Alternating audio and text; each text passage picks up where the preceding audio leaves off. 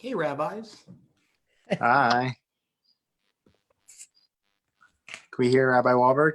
Are we live? We are live. We're live, but our show doesn't start for another minute or so. We have to finish the commercial endorsements. But this is the greatest thing, that we can talk and they have to listen and we don't have to listen to them. We don't even have to see them. We should try and arrange for this more often. The couple of cameras that are on, we're going to shut your cameras off because we want to make sure that, yeah, perfect. If you could shut it off, or we'll shut it off for you, because that way people will be able to see our faces best, especially on Facebook Live where this is on as well. So that's why we have to shut off people's cameras. Lindsay Geister, who's that cute little guy with you? It's Logan. In the Hi, picture. Logan. I don't have anyone's cameras on. It's just the regular link. They should have a name for like the pre-talk before the Zoom show. Like that, like gets recorded.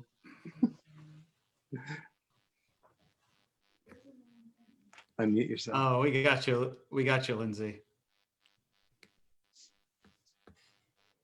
Presume. Oh, that's cute. Presume. That's good, Marlene. Oh, Presume. no.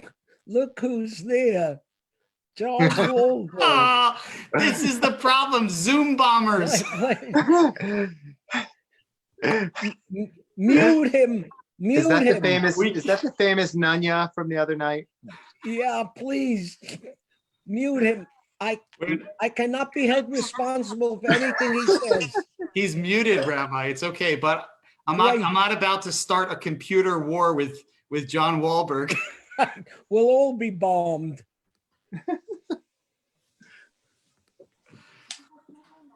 I woke up one morning and Alexa was playing gospel music.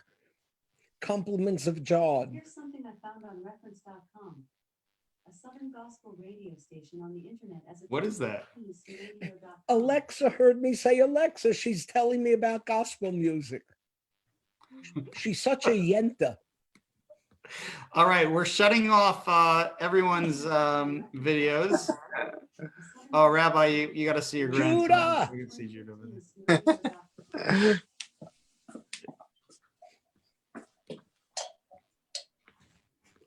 All right, and we're going to get started.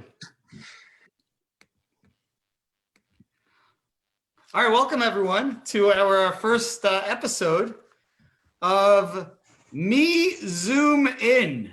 MeZOOMin. For those who don't know, a MeZOOMin is when three men, or it actually could be women as well, eat together, and there's a special introduction to benching that they can recite. And it's called a MeZOOMin. So our communications, our director of communications, and for this show, we're going to call her our producer, Rina Golaskov, came up with the idea of The wonderful idea of calling this MeZOOMin, because it's me zoom in. I said it sounds like if Cookie Monster wants to join us. Me zoom in. But Rina came up with it on the first night of the last days of Pesach. So seventh night, in the middle of the night, it was like 1 a.m. And she couldn't write it down and she couldn't tell it to anyone. So she had to keep repeating it to herself over and over. When is Pesach? You know what? We actually count seven weeks before Pesach, just to make sure we know when it is. Just for those who are tuning in and your video's off, we've been turning off the video for the sake of the recording. It's not like we don't love to see you and want to see you. So just so you know. So here we are, and we're going to talk. We're going to chat. Maybe we'll rant a little bit. We'll joke a little. We'll learn a little bit. Rabbi Wohlberg, what do you hope we accomplish in this half hour or so? Well, I just lost my picture and I'm not sure you can hear me. Can you? We can hear you. What we hope to accomplish We miss seeing all of you.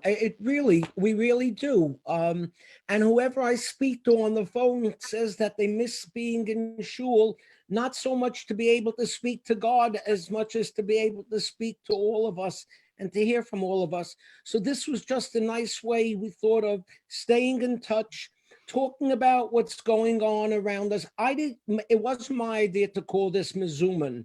My idea was to call this schmooze with the Jews about the news and the views. But for some reason, that wasn't considered in vogue. So I thought you were joking when you said that, and I added in that we should add booze in there too. But you weren't joking. No.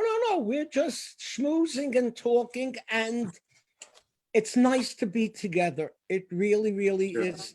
And we look forward to being together in person.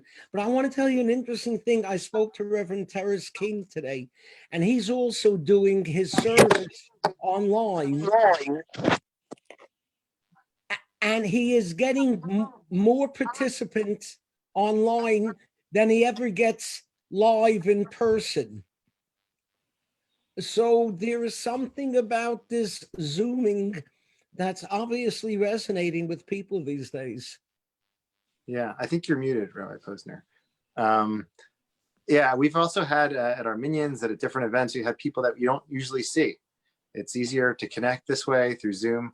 And it's been really nice to see all kinds of new faces too. So Rabbi Yoggev, tell us Rabbi what you've been up to. How was your Pesach? Pesach was good.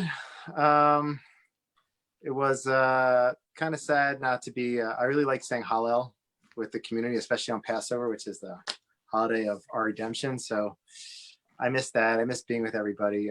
But it was pretty, I found it. I have a few new hobbies now. Apparently I walk the streets of Stevenson Village and I sing songs now. So that's something I've taken upon myself, and I record them and I post them. So that's something I started to do during Passover, and I just kept going with it. So that's something I also been going on Passover. I started to go out more for walks and just like appreciating nature. And at the time when we daven in shul, I've been doing that. So I daven at home earlier, and then I'll go out. And for me, it's a very sacred and spiritual experience. I could take in sides of nature that I don't really usually observe. Those are like two things that I've found myself doing, and like really enjoying and appreciating. So we told people that this would be MeZOOMin 3 rabbis, and we'd have many different opinions. So I have a feeling Rabbi Wohlberg might have a different answer to the question of what he's been spending his time doing.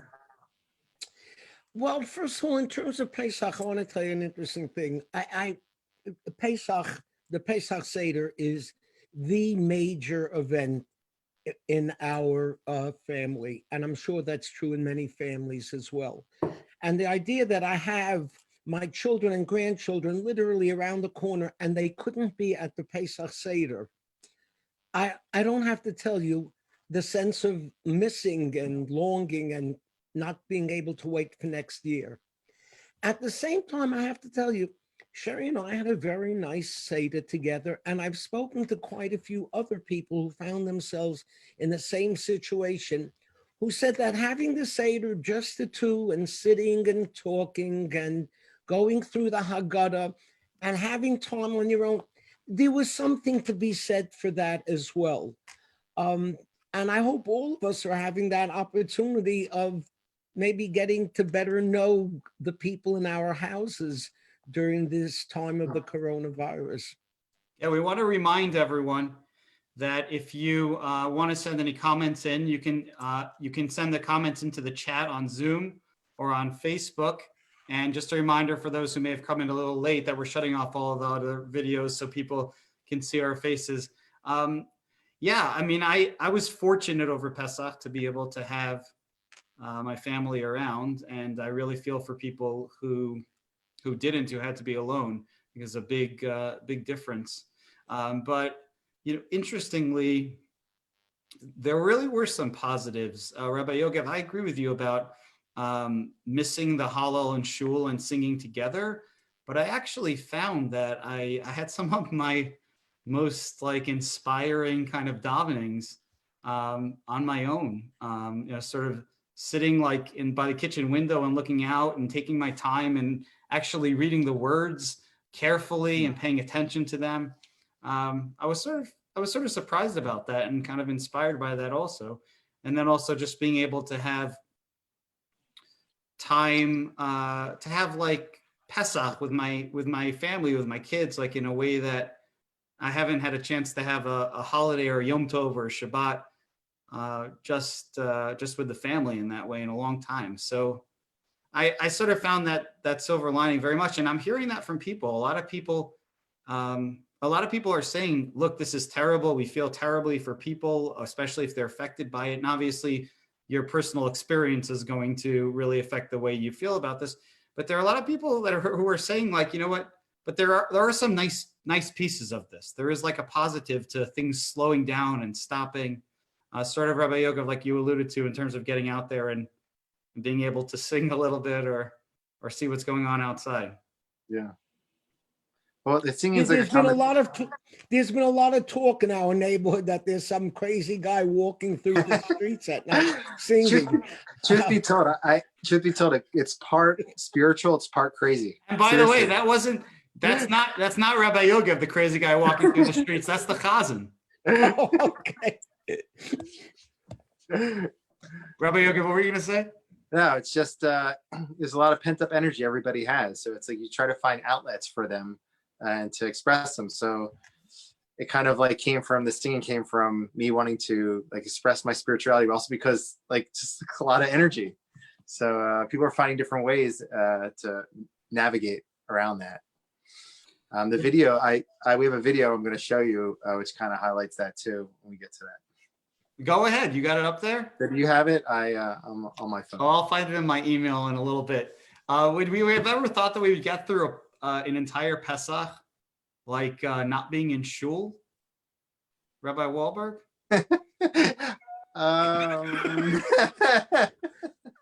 What was it like? What was it like not coming to shul for Chol Hamoed davening? No, I want to tell you something. When I was on sabbatical, I was in Israel for Sukkot, and there was only one day of Sukkot, and like, what happened? It never happened. So I do miss that sense of it being elongated and a whole week, 8 days of experiencing a yontif feeling. And that is something that we don't get throughout the year unless you're stuck home from a coronavirus. So the trick is how to make the best of not such a great situation. Now, for a person like myself, I don't have children I have to take care of. My job, thank God, much of it can be done by phone or through the computer. I don't even have to go to shul to pick up a check. It's self-deposited. So I'm finding this as a time, to read and to learn and to study and to relax. But I well understand that most people are not in that situation. And the trick is to try and make this as good as we can so that when we look back on it, we'll be able to say, it was during the coronavirus that I finally fill in the sentence. That I finally escaped from my house in the middle of the night when all the kids were sleeping. I saw you on my walk. I served my tour of duty, and now it's your turn. You know what? It would be an interesting topic for conversation, maybe for a different week. Rabbis and their kids, because I know that you've told me that your experiences at being a rabbi with younger kids were probably very different than the rabbi fathers today. And by the way, speaking about rabbis and their families, I hope everyone got to see Rabbi Yoggev's song that he sang with his father. I see some people, Deborah Mitnick. Oh, what did she say? She said that getting some shout outs. You're getting some shout outs about the video that you did with. My dad was so cute. He He's like, when are we doing it? He said, send me the lyrics. He like, I just shaved. He put on a suit. He like took it seriously. Wanted to practice. He has another song we want to sing together. Yerushalayim Shel Zahav. He loves that song, so we're gonna try to do that. I see here in the chats from Kim Tuvin, Rabbi, where can we find Reverend King's sermons? I found him so inspiring when he was at Beth Davila. You cannot find his sermons. I will not let anybody know where his sermons are, but I want you to know I spoke to him today and he told me that he's broadcasting live Sundays. And I said, you know what? I'm going to tune in this Sunday and see what's going on. He says, well, no, this Sunday I'm not speaking. I said, then I'm going to a different church this Sunday. Rabbi, I posted in the chat that you could find his sermons on Chabad.org, but I don't know if it's... So, you know, it's very interesting. We were talking about sermons, and I was telling him some ideas I had for my sermon on Yom Kippur. He and I could deliver the same sermons. This is something, this is the first time in my life, and I think in most everyone's life, that everyone in the world is experiencing the exact same thing. Oh, totally. That's just everyone in the world is experiencing the exact same thing. Something powerful about that. Yeah, and it's interesting to hear, you know, people's reaction. I did a square off. One of the people on square off said he stays home the whole day and he watches science fiction movies and TV programs. I have never watched a science fiction program in my life. I have never read a science fiction book. And here are two people, we have nothing in common except the coronavirus. We all have that in common. I heard like very most beautiful Dvar Torah I heard connected to that. Simcha Leiner is one of the bigger singers today. He gave a short Dvar Torah at the end of his Hallel during Pesach, where he said, we all have something unique. Since the time of Har Sinai, all of Am Yisrael didn't join together in doing the same mitzvah until now. We're doing the mitzvah of staying home and Nishmartem od l'nafshotechem. It was an amazing spin. Of staying Usually alone. you're saying, I can't go to shul. I'm missing a mitzvah. We are doing a mitzvah by staying home, by being safe. That's a mitzvah. And we're all doing it together. I found it was so inspiring and also like powerful to think that we're all doing a mitzvah together. someone sent me a private message asking what our view is on some of the religious organizations and religious schools breaking COVID health orders and holding meetings in secret. I don't want to spend much time on that because none of us are going to disagree about that. And I want to tell you, for the most part, pretty much every rabbi, Reform, Conservative, Orthodox, even ultra-Orthodox, almost by and large, every rabbi is of the same opinion that people should not be doing that. So people shouldn't think that this is, and it's not going on a lot. It's going on a little bit. I've been very proud of the Jewish community's response. I've been very proud in general of the governor and of Maryland's response, Baltimore's response. I've been proud of the Jewish response in the community here. It shows, you know, when times are fine and good, having a strong community, sometimes maybe you take it for granted a little bit, but when times are difficult like this, the fact that we have a community that really like comes together in a very strong way. I want to tell you, as far as, and this goes, you know, from the right to the left, and the VOD's response here and reaction was pretty swift and pretty quick. And I think that I want to tell you something. That's why the Baltimore Frum community has been spared a lot of the agony that other Frum communities throughout the country have experienced, because the Baltimore rabbis, the ultra-Orthodox rabbis, the ones that, you know, I don't have any hesitancy in disagreeing with, they were out front right from the beginning in insisting that everyone stay home, that there not be any minyanim outside or no breakaways or anything. And they've literally saved lives. There's no question about that. Yeah, if you want to read more about Rabbi Wohlberg's support for the ultra-Orthodox community. Feel free to see sermons 1027 through 1052 in his sermon book. You got it. You know what I missed about Pesach? That was before Trump, though, right? You know what I missed about Pesach, and I wouldn't have expected to miss it, was chametz burning. Is the strangest thing. You didn't find flushing it down the toilet just as moving? it just wasn't the same. Moving. The bracha we make al biur chametz. Biur does mean to burn, but it's translated and understood, and it also means just to destroy, which is why it's fine to make that bracha and to destroy it, to throw it out, to flush it down the toilet, whatever the case. And I always thought, the rabbis had this idea that we should burn it. Do we really have to burn it? You just get rid of it. Why do you need this ritual of burning it? But this year, right before we went to search for the chametz, the kids said, are we burning it tomorrow morning? And I said, no, that was actually the first piece that I really, really missed. And they said, well, then what's the point? And I realized how smart our rabbis were, that they had this ritual, this burning, that you're actually going to come together. And we see people at our chametz burning every year, certain people who we don't necessarily see at other times who come and who return. And there's a real feeling of course, there's the larger communal burning. And don't get me wrong, we did the right thing as a community, not having it, not doing it. And I didn't want to flush it down the toilet, and I didn't want to burn it. I wanted to, but I just put it out with the garbage, and it's fine. I put it out and I was rid of it. But it was a moment there for me that was really sad. And it was sad, not to be able to do that with the kids. Yeah. Yeah. It's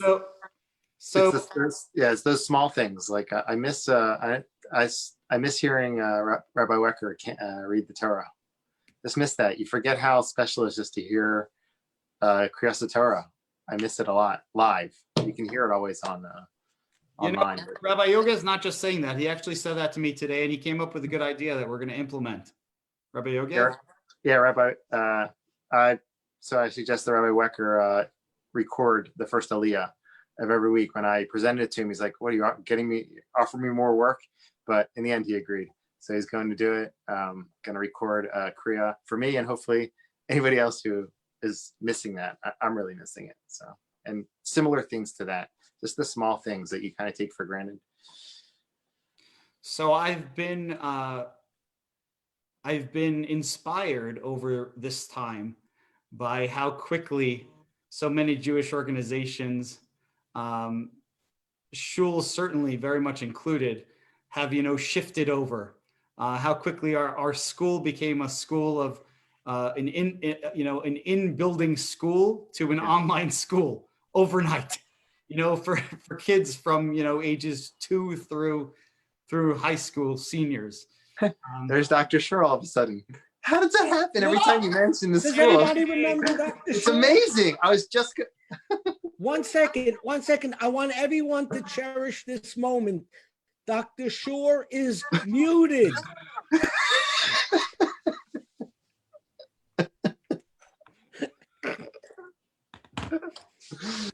The school is really killing it. I mean, everybody I talk to, they're so happy with what's happening with their children and the learning. It's really impressive. Our schools. I will tell you something. Maybe I shouldn't be saying. There are people who are transferring their children from other schools to Beth Tefillah in the fall because of the superiority of the programming that we're having during the coronavirus. It is so literally out of this world.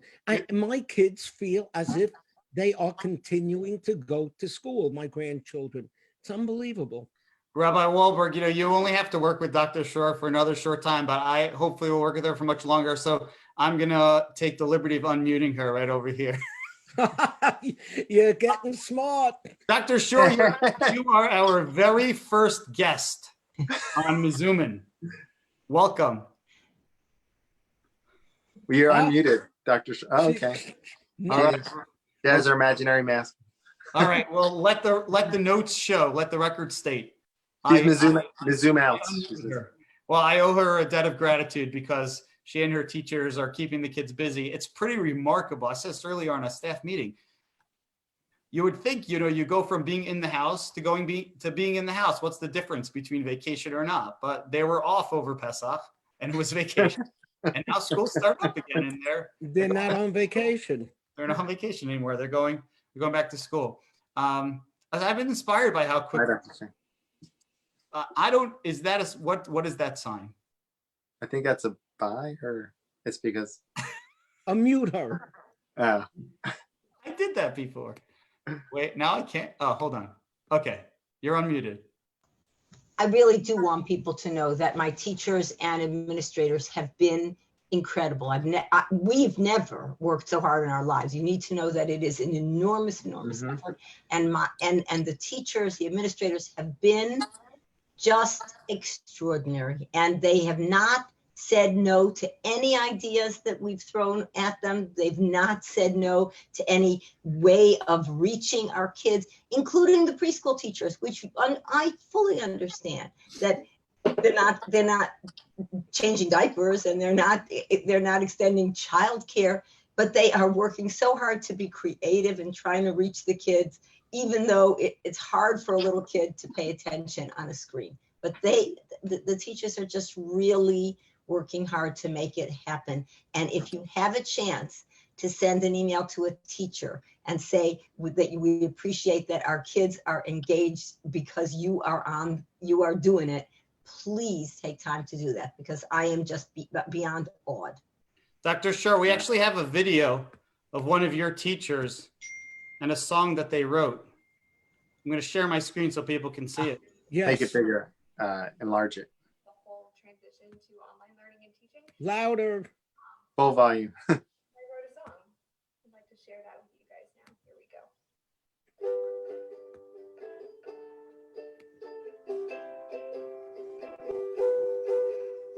This is a music teacher.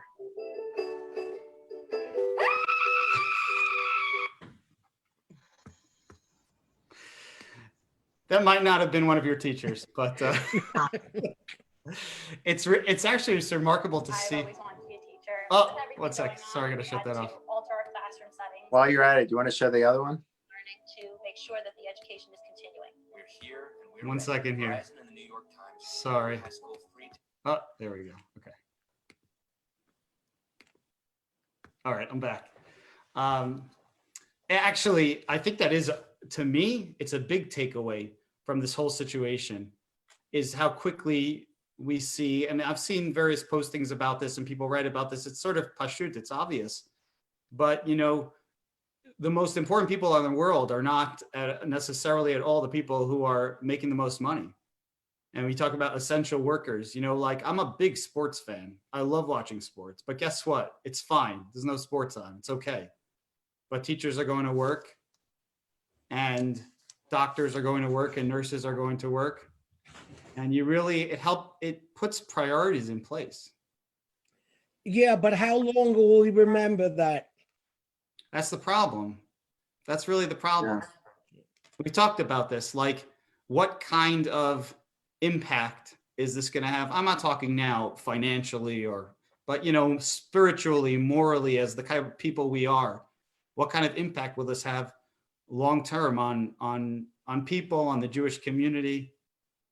And Rabbi Wohlberg, you've shared, and it's a little cynical, but I think it's realistic also, your take on this. You want to share with people? I think I might think what you're about to say. Let me hear. No, I don't want to say too much because I don't want to give away my Rosh Hashanah and Yom Kippur sermons. But But you're probably already written. This is, you know what? I have a lot laid out, but who knows what's going to work at that time. So, Rabbi Yoggev and I also don't want to say too much because we've written our sermons already as well. yeah, no, but I have put together some thoughts. Let's put it like that. But what we're talking about is teshuvah, is changing. And how much are we really capable of changing? Are we going to change salary structures so that the people who we now appreciate who are on the low end of the economic scale, are we going to push them back up? I don't think past experience shows that that's the case. Maybe this time we'll be smarter. Rabbi Yoggev, is that what you were going to say? In a less articulate way.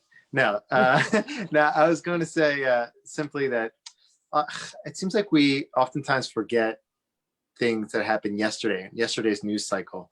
I know that I remember like when we were waiting for the chapel to be renovated. Remember that? Like we were like looking in that door, like waiting for it to be renovated. And then it got renovated and then you're in it and you kind of forget about it. I hope we won't forget, or we're going to take the lessons that we're learning from this experience. There's so many, this is such a different reality. I just was at the supermarket today. Everyone's walking around with masks. You feel like you're in like some sort of movie or something.